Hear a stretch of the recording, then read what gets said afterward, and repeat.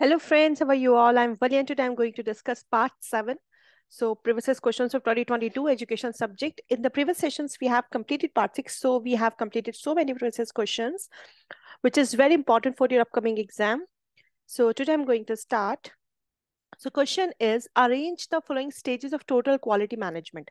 So ये question आपका आता है यूनिट 9 से जहां पे आपका टोटल क्वालिटी मैनेजमेंट की बात की गई है in a sequence proposed by Dahlgaard and Kristensen and Kanji 2002.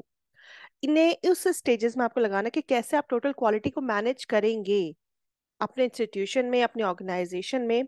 तो फर्स्ट क्या आता है, देखिए सबसे इंपॉर्टेंट क्या पॉइंट इसमें दिया, टोटल क्वालिटी मैनेजमेंट. वो आप कब करते हैं? जब बिल्कुल लास्ट स्टेज होती है आपकी क्वालिटी को चेक करने की. तो सबसे पहले आप क्या करते हैं, आप इंस्पेक्शन करते हैं कि कहाँ कोई क्वालिटी में कोई कमी तो नहीं है. ठीक है, उसके बाद आप क्या करेंगे, आप क्वालिटी को कंट्रोल करेंगे कि कोई कमी अगर है तो वो नहीं होनी चाहिए, जीरो डिफेक्ट्स होने चाहिए. ठीक है, क्वालिटी कंट्रोल करेंगे. देन आप देखेंगे कि जो आपने क्वालिटी को कंट्रोल किया था कि क्वालिटी खराब ना हो, एश्योरेंस देना क्वालिटी की. एंड देन आपका आता है टोटल क्वालिटी मैनेजमेंट. तो इसके अकॉर्डिंग आपको जो थर्ड ऑप्शन है that means quality inspection, quality control, quality assurance and then quality management. This is your correct answer according to your answer की. So next question which is very important क्योंकि इस year में सबसे ज्यादा NCT से related questions पूछे गए. That means unit 4 से क्वेश्चंस आपके बहुत आए हैं. तो इसमें क्या पूछा है, वो प्रोग्राम्स पूछे जो टीचर एजुकेशन ने रिकॉग्नाइज कराए हैं by the national Council for Teacher education. NCT के थ्रू कौन से कोर्सेज हैं, कौन से प्रोग्राम्स हैं जो टीचर एजुकेशन ने रिकॉग्नाइज कराए हैं, उसकी मैंने पूरी लिस्ट आपको दी है. तो आप एक बार पढ़ जरूर लीजिएगा. इसमें बीए का नहीं है, बाकी इसमें एक मास्टर का भी है. ऐसे नहीं कि मास्टर्स के नहीं है, मास्टर्स के देखिए, एक master of education leading to master MEd degree, क्योंकि बीएड और एमएड की बात तो इसने की है. जितने भी ये टीचर एजुकेशन से प्रोग्राम है, डीएलएड, डीपीएससी, बीएलएड, डिप्लोमा सारे हैं. जैसे जो बीएड तो बैचलर डिग्री हो जाती है, एमएड मास्टर्स डिग्री हो जाती है, उसके बाद डीएलएड हो गया, डिप्लोमा फिजिकल एजुकेशन में हो गया, डिप्लोमा इस तरह से करके ना मास्टर फिजिकल एजुकेशन में हो गया, ये सब हैं. आप ही देखिए इसके अंदर ये सारी चीजें हैं. Diploma in arts education, arts education में बैचलर्स नहीं है. Diploma in arts education, BSc, BEd, BA, लेकिन 4 ईयर प्रोग्राम है. जो कि डिप्लोमा इन आर्ट्स एजुकेशन है, 4 ईयर इंटीग्रेटेड प्रोग्राम है, जो कि क्या होगा, बीए बीएड या फिर बीएससी बीएड. खाली बैचलर्स नहीं है. ये चीजें इसमें ध्यान रखनी है, क्वेश्चन में ऑप्शन में यही पूछा गया है.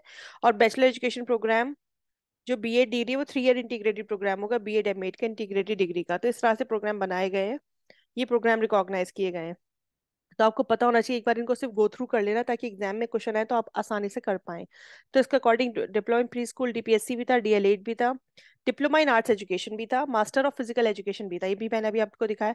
लेकिन बैचलर्स ऑफ आर्ट्स एजुकेशन नहीं है, इंटीग्रेटेड है, बीए बीएड है, बीए बीएससी बीएड है, खाली bachelors of arts in education नहीं है. तो जो A B C and D है वो आपके करेक्ट आंसर है. नेक्स्ट क्वेश्चन हमारा, according to National Council for Teacher Education, किसके हिसाब से, एनसीटी के हिसाब से कंपोजिट इंस्टीट्यूशन कौन सा होगा. देखो क्वेश्चन क्या दिया, कंपोजिट इंस्टीट्यूशन. कंपोजिट मतलब इसके अंदर बहुत सारे होंगे, मल्टी होंगे, अलग अलग programs. Teacher education and institution offering single, single हो गया, यहाँ गलत हो गया, ये भी सिंगल की बात करता है पोस्ट ग्रेजुएट की. जो कि मल्टी टीचर एजुकेशन प्रोग्राम दे रहा है वो आपका कंपोजिट हो जाएगा, जिसके अंदर सब कुछ होगा, कॉम्प्लेक्स. ये भी सिंगल डिप्लोमा प्रोग्राम की बात कर रहे हैं. तो थर्ड ऑप्शन आपका अपने आप करेक्ट हो गया. क्वेश्चन बहुत सारे कॉमन सेंस से भी सॉल्व हो जाते हैं. आपसे ईयर पूछा है किसका, पर्सन विद डिसेबिलिटीज एक्ट का, कि कब एक्ट हुआ था. तो तुम्हारा जब पर्सन विद डिसेबिलिटीज एक्ट था, ये था हमारा 1995 में. 1992 में था आपका प्रोग्राम ऑफ एक्शन. इसमें बहुत सारे हैं, एक बार आपको गो थ्रू कर लेना. लेकिन जो 1995 है वो पर्सन विद डिसेबिलिटीज एक्ट है, जो कि आपको कब दिया गया था, 1995 में. ये क्वेश्चन भी बहुत अच्छा डेविस ने कैरेक्टराइज किए थे. मेन सोशल फंक्शंस फैमिली के वो कौन से थे, रिप्रोडक्शन, मेंटेनेंस, प्लेसमेंट, सोशलाइजेशन होना यंग वंस का, या फिर मैरिंग. देखिए मैरिंग की बात नहीं की थी इन्होंने, इन्होंने सिर्फ 4 ऑप्शंस की बात की थी, रिप्रोडक्ट की, मेंटेनेंस की, प्लेसमेंट की और सोशलाइजेशन की. डेविस ने कैरेक्टराइज किए थे मेन सोशल फंक्शंस फैमिली के, जो कि 4 डिवीजन में इन्होंने डिवाइड किए थे. First reproduction, second maintenance and the third one is placement and the last fourth one socialization करना. It also performs individual functions, but these are the corollary of its social functions. So, Davis ने 4 functions की बात की थी, social functions की. Marrying की बात, शादी की बात उन्होंने नहीं की थी. नेक्स्ट क्वेश्चन है हमारा, which of the following has recommended that an independent regulatory authority of higher education, जिसे हम IRAH कहते हैं, शुड रिप्लेस करना चाहिए एनसीटी को, आईसीटी को, यूजीसी को और अदर्स को. वो कौन सी है? जिसकी इसको रिकमेंड किया गया है? Independent regulatory authority for higher education, वो है हमारी नेशनल नॉलेज कमीशन, जिसे सैम पित्रोदा ने दिया था, और जिसकी अंदर उन्होंने आईसीटी की बात की थी कि आईसीटी होना चाहिए, टेक्नोलॉजी होनी चाहिए, ताकि हमारी जो टीचर एजुकेशन है ये सब चीज़ें बहुत इंप्रूव हो। तो कोठारी कमीशन 1964-66 इसमें नहीं कही गई थी, नेशनल पॉलिसी में भी नहीं कही थी। यशपाल कमेटी जिसमें स्कूल बर्डन की बात की गई है, नहीं की गई थी। तो आंसर क्या हो जाएगा इसका? हमारा national knowledge commission.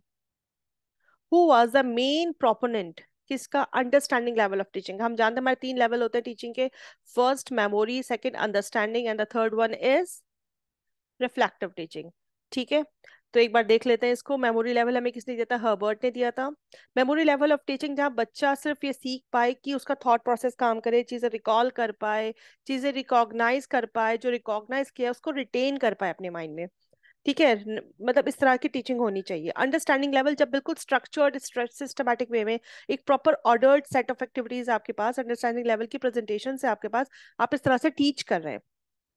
Reflective level highest level of teaching कहलाते हैं, जो किसने दिया था? हंट ने। क्वेश्चन में हमसे अंडरस्टैंडिंग लेवल पूछा गया है, जो हमें किसने दिया था? मॉरिसन ने। हाईएस्ट लेवल ऑफ टीचिंग हमें किसने दिया है? हंट ने, जिसे हम रिफ्लेक्टिव लेवल ऑफ टीचिंग भी कहते हैं। इसका मतलब क्या होता है? बच्चे के अंदर क्रिटिकल थिंकिंग को डेवलप करना, एक अच्छे लेवल पे आप पढ़ाएंगे। जहां reflective level of teaching is propounded bye Hunt, जिसको हम सबसे हाईएस्ट लेवल ऑफ टीचिंग कहते हैं। यहाँ सबसे ज्यादा साइंटिफिक मेथड यूज किए जाते हैं ताकि आप प्रॉब्लम्स को समझ सके। तो अंडरस्टैंडिंग लेवल के कौन होते हैं? हमारे मॉरिसन। रिफ्रैक्टिव लेवल के होते हैं हमारे हंट।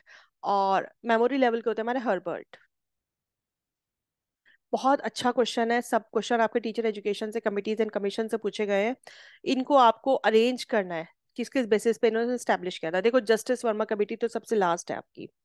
फिर नेशनल नॉलेज कमीशन भी, जो सैम पित्रोदा ने दी थी। आईसीटी की बात की थी जस्टिस वर्मा ने, जिन्होंने बीएड को एक्सटेंड किया था 2 इयर्स के लिए। ठीक है, फिर आता है आपका नेशनल कमीशन ऑन टीचर, जो आपका एनसीटी हो गया। सेकेंडरी एजुकेशन कमीशन, जिसको मुदालियर कमीशन बोलते हैं। तो सबसे पहला तो आई थिंक आपका सेकेंडरी एजुकेशन कमीशन ही हो जाएगा। फिर आपका नेशनल कमीशन ऑन टीचर्स हो जाएगा। फिर आपका ये, मैंने इसमें थोड़ा सा मैंने ये चीजें भी दी हैं कि अगर आप पढ़ना चाहें, जस्टिस वर्मा ने किस टीचर एजुकेशन प्रोग्राम को इनहेंस किया था। ठीक है, नेशनल कमीशन ऑन टीचर्स ने क्या बात की थी 2007 में, ये सैम पित्रोदा ने दी थी। ये आप चाहें तो पढ़ सकते हैं अच्छे से। तो आंसर आपका बिल्कुल क्लियर है, ये इसी तरह से आपको आंसर है। First secondary, second national, third national knowledge, and then last is justice Verma committee. Next question which is very important, आपका एजुकेशनल स्टडीज थे ये। अरिस्टोटल्स का teaching became the philosophical foundation, किसके प्रोपोनेंट थे अरिस्टोटल? रियलिज्म के, idealism के, naturalism के, या फिर एग्जिस्टेंशलिज्म के? देखिए, अरिस्टोटल किसके थे? रियलिज्म के थे। Aristotle generally regarded as the father of realism. इस तरह के क्वेश्चन आपके ना पहले आया करते थे 2017 2016 में, अब ये क्वेश्चंस वापस आने शुरू हैं। इसी में एक क्वेश्चन ये भी आया था ना, फादर ऑफ सोशियोलॉजी कौन है? अगस्त कॉम्टे। ये सब क्वेश्चंस आपके पहले आते हैं, अब ये क्वेश्चंस वापस रिपीट होने शुरू हुए हैं। Aristotle generally regarded as the father of realism. John Locke, Erasmus, ये अलग प्रोटेगोनिस्ट हैं रियलिज्म के, लेकिन जो फादर ऑफ रियलिज्म कहलाते हैं वो कहलाते हैं हमारे अरिस्टोटल। क्वेश्चन क्या है? आईसीएफ फ्रेमवर्क फॉर किसके लिए? Classification of health and disability related domains is given by. जो आईसीएफ का फ्रेमवर्क था, जो डिसेबिलिटी लोगों के लिए था, हेल्थ एंड डिसेबिलिटी लोगों के लिए, वो किसने दिया? यूनिसेफ ने, यूएनसीआरपीडी ने। बच्चे इसमें कंफ्यूज हो जाते हैं, तो ज्यादातर बच्चों ने ये आंसर लगाया था, लेकिन आंसर, क्योंकि आईसीएफ का फ्रेमवर्क डब्ल्यूएचओ के थ्रू दिया गया था, international classification of functioning disability in health, जो जिसको हम आईसीएफ एक फ्रेमवर्क बनाया गया था।